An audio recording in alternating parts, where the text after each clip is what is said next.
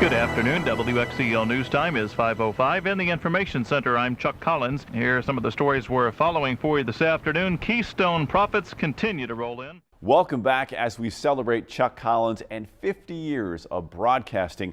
But where did it start? Yeah, he's done television, but he's also done radio. We want to take you back in time to Early Chuck, Charles Earley. He was closer to Decatur and Champaign than Peoria when he first got behind a microphone.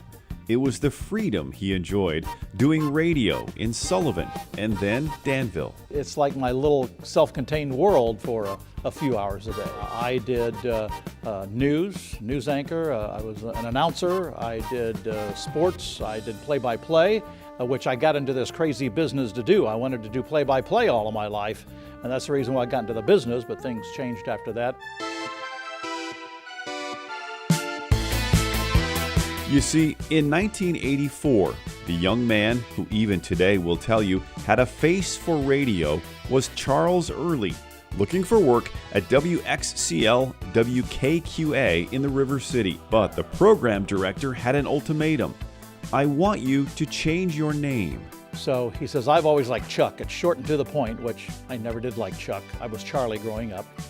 And there was a Phil Collins song on the air at the time, and of course the monitor was in his office.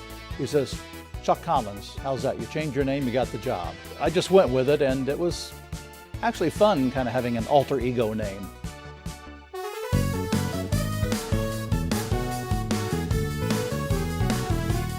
A few years later, the script flipped again for Chuck Collins at WMBD, both radio and TV, where he was asked to try doing the weather once a week on Sunday night. So I stepped in front of the green screen. He tested me out, says, hey, I think you'll do it. You want to do it? I said, I sure do. And then I got bitten by the bug, and that was 1988. So 38 out of my nearly 50 years I've been doing weather. For 8 years, he was broadcasting in both worlds. Production, continuity, sales. I did everything in radio because you had to. Now, though, he had to go back to school with a newborn at home and this new workflow. It was 4 years in the remote meteorology program at Mississippi State University because he wanted to know what he was talking about. Problem was, the technology wasn't up to the task. You know, even 30 years ago, the Weather Service would issue a tornado warning based on if one was sighted or one touched down. Well, it's a little bit too late by then. He started doing weather full-time in 1995. With magnetic symbols you moved around by hand.